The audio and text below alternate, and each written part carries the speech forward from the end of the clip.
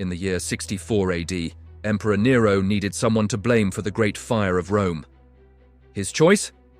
A small, fragmented group of believers, numbering barely 10,000.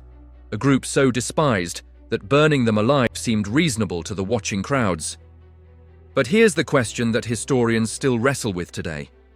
Why did the most powerful empire the world had, ever known, feel so threatened by people who didn't wield swords, commanded no armies, and held no political office? The answer isn't about faith, it's about power. Welcome back to The Solway, where we explore the hidden layers of history, faith, and the choices that shaped civilizations. If you're new here, I want to invite you to join our community by subscribing. Our goal is to help you understand the why behind historical events, not just the what. And your support means everything in making these deeper stories possible. Today, we're diving into one of history's most fascinating paradoxes. How did a persecuted minority eventually become powerful enough to reshape an empire? More importantly, what did emperors actually fear? Here's what I've noticed after years of researching this period. Most people think the Roman Empire persecuted Christians because of theological differences. But that's only part of the story. The real reason was far more complex, far more political, and ultimately far more revealing about how power actually works. By the end of this video, you'll understand why ancient Rome trembled at the growth of the early church, and what that tells us about the nature of authority itself. So stay with me as we journey back 2,000 years. It's the 1st century AD. Rome has been at the height of its military power for nearly 100 years. The emperor is considered divine, not just a leader, but a living god. Citizens burned incense to his statue. They swore oaths by his name. Every coin bore his image. This wasn't just tradition. This was the foundation of Roman authority. And then something unexpected happened. In Jerusalem, a small group of followers began refusing these basic acts of obedience. They wouldn't burn incense to the emperor's statue. They wouldn't participate in religious festivals honoring him as a deity, and when confronted, they didn't budge. Now, we might think, what's the harm? It's just a ceremony, but Rome didn't see it that way. The Roman Empire wasn't just a political structure, it was a religious and social contract. When you refused to worship the emperor's image, you weren't simply declining a ritual. You were declaring that there was an authority above Rome itself. Think about that. In a world where Rome had conquered most of the known world, where no military power could challenge them, here was an ideological challenge. A completely different kind of threat. And here's what many people don't realize. Rome was actually quite tolerant of different religions. Jews had exemptions from emperor worship. Egyptians, Persians, Gauls, they could maintain their gods. As long as you also acknowledged the emperor's divinity and didn't cause civil unrest, Rome allowed pluralism. So why not extend the same courtesy to Christians? The answer was that Christians were doing something the other religions weren't doing. The Christians were converting people everywhere. Unlike the Jews, who were largely bound by ethnic and cultural identity, Christianity was radical in its universality. A slave in Rome could convert. A merchant's daughter in Antioch could convert. A soldier in the legions could convert. There were no barriers of class, geography, or nationality. And each convert brought something else. Allegiance to a community that operated outside Roman civic structures. Consider this.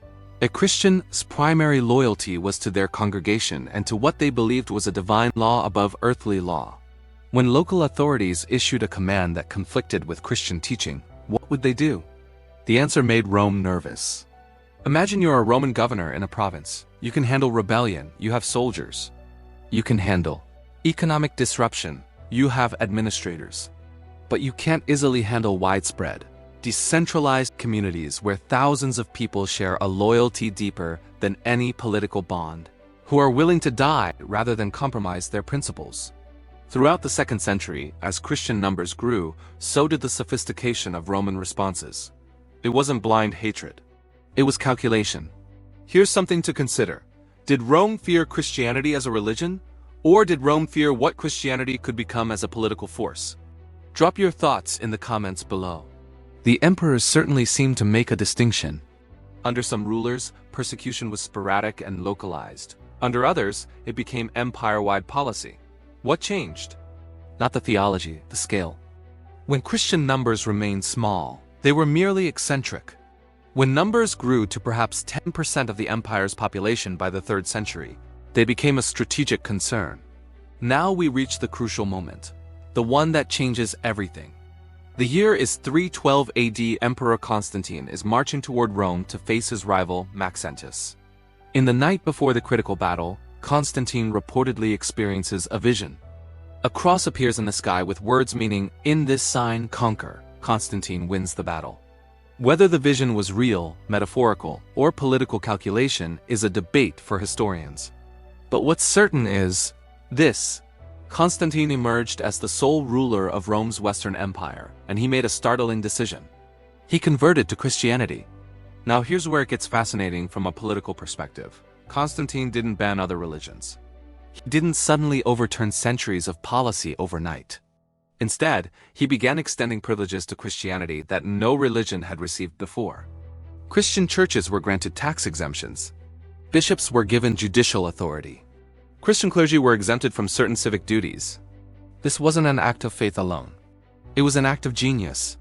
Constantine recognized what the persecuting emperors had failed to see: that the Christian network, its organizational structure, its universal appeal, its ability to inspire sacrifice, could be harnessed as a tool of imperial power rather than resisted as a threat to it. By converting, Constantine transformed the church from a potential rival for loyalty into a support structure for Rome itself. Bishops became part of the administrative apparatus.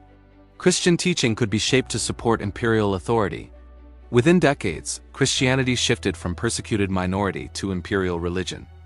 By 380 AD, just 70 years after Constantine's vision, Emperor Theodosius made Christianity the official religion of the Roman Empire. Pagan worship was restricted. Other religions faced limitations. What had once been condemned was now mandated. The answer, after tracing this history, is clear. Not because Rome was threatened by faith itself, but because Rome recognized something radical happening. People were choosing loyalty to an invisible kingdom over loyalty to the mightiest visible power on earth. They were building communities beyond the state's reach. They were teaching that obedience to conscience transcended obedience to Caesar. For a system built entirely on absolute political and religious authority, that was terrifying. Whether you view this through a historical, religious, or philosophical lens, the lesson remains. Power, structures, whether empires or institutions, are ultimately shaped not by violence alone, but by the choices of individuals and communities about where their deepest loyalty lies. New subscribers help us reach more thoughtful people who want to understand the why behind events, not just accept surface explanations. And please take a moment to comment below. What surprised you most about this history? Did you expect the Church in Rome to eventually align? What does this tell us about power and belief systems today? Thank you for spending this time with me. These conversations matter not just because history is interesting, but because understanding how the past unfolded helps us navigate the present with clearer eyes. Until next time, keep asking questions.